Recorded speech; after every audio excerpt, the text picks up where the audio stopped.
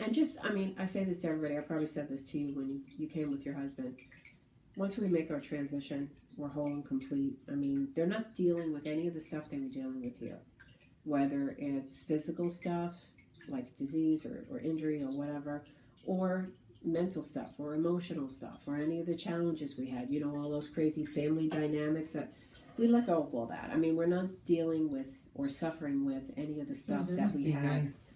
Yeah, I mean, think of those things. The only way I can make sense out of it is think of all those things here, like tools to teach us things. Okay, lessons we're going to learn.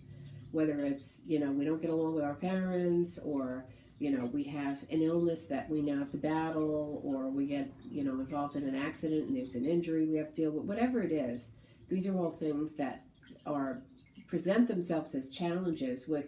Without the challenge, you don't have a life lesson, you know. Right. You don't really get to learn. So anyway, they don't need that there. So they're done with kind of all that. Their work is done. Yeah. So they're kind of, you know, I mean, think of them in a sense of being whole and complete. They're not dealing with any of that stuff that was a real challenge here. Your father makes me mention that to you because he wants to make sure you know that. And somebody on the other side walked with a limp also. I'm feeling like it's a male. Like, I don't know what was wrong with the foot or the ankle, or if they had like a gimp or a limp, or somebody walks with the gait like this. Somebody, it could not. Oh, yeah. My father's cousin just passed, and he was like an that? amputation. Okay. Mary's mother, Mary Saladino. Oh, is it a male or female? I feel like it's a male. Then it might be Butchie. Oh, okay. And how is this? Your father's brother? No relation. No. This is my father's else. Cousin. She's talking about. Oh, okay. Cousin. My father's cousin. Okay. Yeah. Okay. He just passed. Cousin. Okay, and he just passed. But he walked like with a gait like that, or a limp or something. Okay. So he's just acknowledging that he's there. Oh, okay. That's how my father. So, yeah. Okay. You know a lot of people there. Jeez Louise. You know, because then you have, you know, this is your mom's side of the family, you got your dad's side of the family, you got your in-laws. Extended side of the family. That's the extended family. I mean, there's like a lot of friends. People there. Yeah. Friends too. They're in your circle. Oh, you know, once you create the bond here, that's forever. So when they cross over, the connection is still there to you. Once we create that bond, that's a forever thing. Questions? Do you guys have any questions? I do. Yeah. Go ahead. My father have anything to say about one of my other daughters? My other daughter. Okay.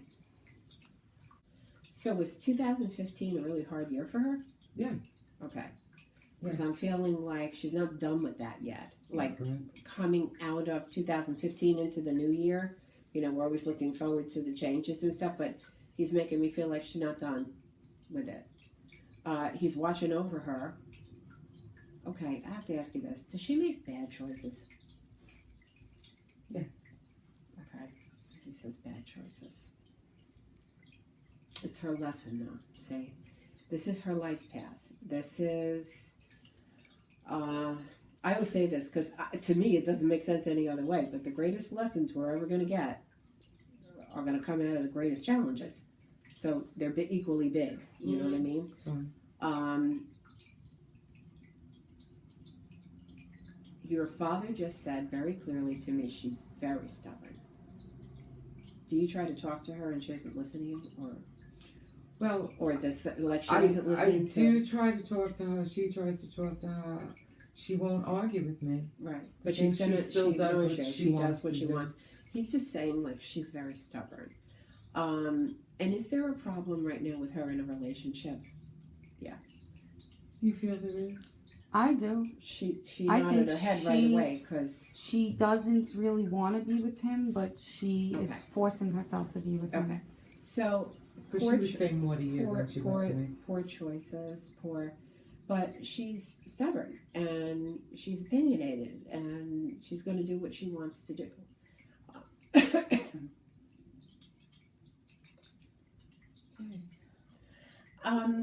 So here's the message for you that I think comes from your dad.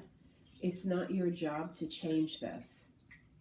It's only your job to love her and be a soft place to land if she makes the decision to change herself.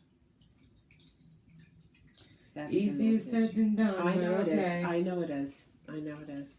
It's really hard to watch somebody you love to stand by, and you really can't make a difference. Like, you really can't change anything for them, and you're trying. I always tell people, if you try to tell her something and you've said it 20 times, and 20 times she don't listen to you, how do you know she won't the 21st time? Mm-hmm. So don't abandon the Don't notion. give up. Don't give up. Don't abandon the notion that, well, I'm just banging my head against the wall. Why should I say anything? That's how she feels. With love, with kindness, in the most gentle way you can, when you know somebody's making grave mistakes and they're not making wise choices, do the best you can to try to still, plant a seed of thought. See, with your daughter, and I think I'm just picking up on this psychically because I'm tuning into your energy, I feel like it has to be her idea. It can't be somebody else's. If she's going to make any kind of change or take any kind of action, she's got to think it's her idea. Of course. Yeah, if it's like coming from you or from somebody else, forced. it's like, no, it's right away. There's a wall up and there's resistance against it. But, if you plant a little seed of thought, Okay. Do you get to see her? Oh, yeah. Okay. So, like, if there's like a self-help book that, you think might help, you don't tell her to read it. You just leave it on her coffee table so she finds it. Got it. That kind of thing. Got it. It's a very subliminal, very subtle way of like that kind of thing. You know what I mean? Like, and maybe that's not the right example, but you get the idea. I do. Where, it has to kind of be her idea. She's very stubborn, is what I'm getting. She's strong-minded, strong-willed, and I don't know. Yeah. Anyway. Can I ask you one question? I know we're Yeah. out of time, but I have to validate something because it's just driving me crazy. Sure. Can you tell me if my friend Michael is around me all the time? Because if he is, he's driving me crazy. Or is it just my own imagination? No, it's not your imagination. He's around you. I'll be tuned into him.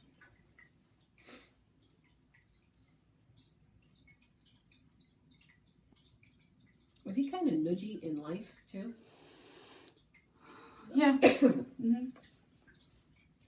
I don't think he's trying to annoy you. No, it's not an I annoyance. think He's just, He's trying he's to always let on you my brain. know. Yeah, I feel like he's trying to let you know I'm okay here. I'm okay. And I also feel like he's not gone that long. Was this fairly recent? Mm-hmm. And I'm feeling like his family is going through hell. Yeah. Are you in touch with them? Like, do you know I'm them? not. You're not. To be Okay. honest with you, I was not very close to him here. My husband was. Okay. But since his passing, I feel like he's always around me. And Well, it's the weird. problem is that your husband's perceptive senses are not as developed as yours. So he's coming to you. See, they will come to people who can perceive them just because they can. Mm-hmm. Okay? So your husband doesn't have the same kind of mindset and focus that you have when it comes to this stuff. So he's coming to you, kind of like I'll divert and go over here because she gets me. She's getting right. it. She's getting the You message. accepting Right. and where he's like, yeah, okay. I don't feel like there's a problem there, and I actually feel like it's kind of a validation for you that yes, you are sensing him and you're getting him pretty clearly. And I almost get a sense like it's going to taper off, like he's not going to keep coming to you, or you're not going to keep sensing him specifically around. You see, you have a little bit of undeveloped ability because that's not a loved one for you. Okay, Right. It's not and whenever people can step outside of that and they can get somebody else who had a connection to them, or if you were to pick up on, say, residual energy in a location, has nothing to do with anybody you know, it means that you have a little bit of undeveloped ability, your perceptive senses are heightening a little bit, and so that's why you're experiencing this. That's why I'm telling you that. So, I kind of get that he'll back off a little bit. I don't think it's going to continue at the pace that it was. However, let me just say, you might pick up on others because you have. My friend's dad just passed about a week ago, and Okay. I've been seeing signs of him everywhere. Things on the radio, looking at something, a song, and I'm like, is it me because I'm so sad for him? But No. it's just It's all not too, about being sad. It's about having some undeveloped ability.